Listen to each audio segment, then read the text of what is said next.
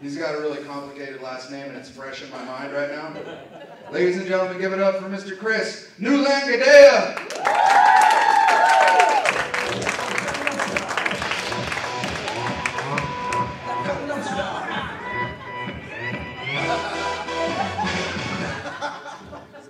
Oddly enough, I've never heard that song before, so just now. I kind of want to hang myself with my cord, but I cannot see anybody. Do you guys mind if I check my Twitter page real fast? I've been following the Vatican. Got to see what's going on. I hope you don't mind. I just want to know who's going to be taking the pedophile seat. I mean, the papal seat. I'm sorry. I'm so sorry. I'm just saying, if I was the Pope, if I got voted the Pope, I would have to, it's a vote, right? You know, if I got voted the Pope, I would probably have to settle down with a 12-year-old Scotch and a 12-year-old Scot.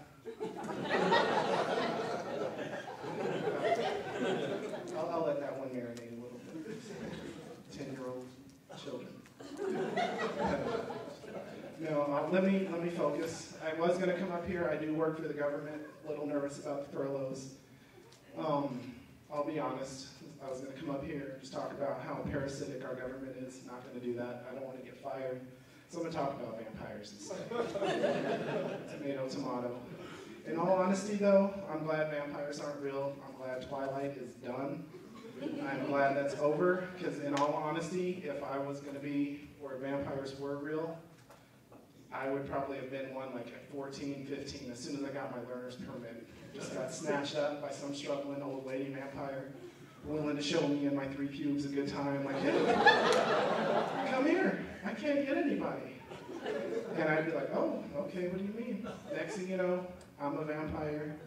It's horrible. There would be just serial killers everywhere. They'd be like, oh, is this guy like the Jeffrey Dahmer? I'd be dating people left and right. I'm like, I can't, I'm on my period. Guess what?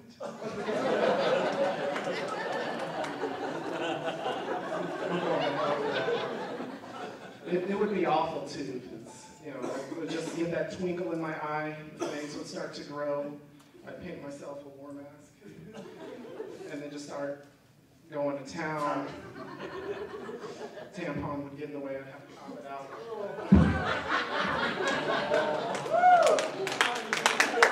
I seriously might throw up. You guys are all clean, right? The touches? Kind of a germaphobe too. I wish I'd have been paying attention to the clock, I'll be honest. I'm half black, not punctual at all. I think I've got like 3 supervisors here, they can vouch for that. I walk in, everybody's getting out of the meeting, I'm walking in like, hey, good morning. That's awful. Any parents out here? Or actually, no, don't clap for that. Any people that don't have children yet? Both you guys and your disposable income. I'm just throwing that out there. It is hard being a parent in the sense of, I have a little girl. I'm not going to lie, when I first found out my wife was pregnant, I was like, please don't be a girl, please don't be a girl. I like porn. And I have a little girl. And I think that's God's way of saying, quit making fun of the Pope. In all seriousness, though, around the same time I found out, or right before we had the baby, found out about that whole 6 weeks window. You take that break, you can't do nothing. And so I got one of those, hey, it's all right, I know what you do with your iPhone anyway, the high definition, you get a free pass. And I was like, no, I'm going to be respectful, I'm not going to do any of that. 3 days later, I found myself starting an online petition to bring back hairy porn. Because, yeah, it's awful. They don't prep you for that in any of the dad's classes or anything like that, that you go from Brie Olson to changing diapers, back to Brie Olson, and for some reason, past her eyebrows, she's hairless. It's god-awful. But, am I good on time? I honestly wasn't watching the clock. Okay. All right, so I'll keep going, keep struggling, keep just flopping up here, that's fine.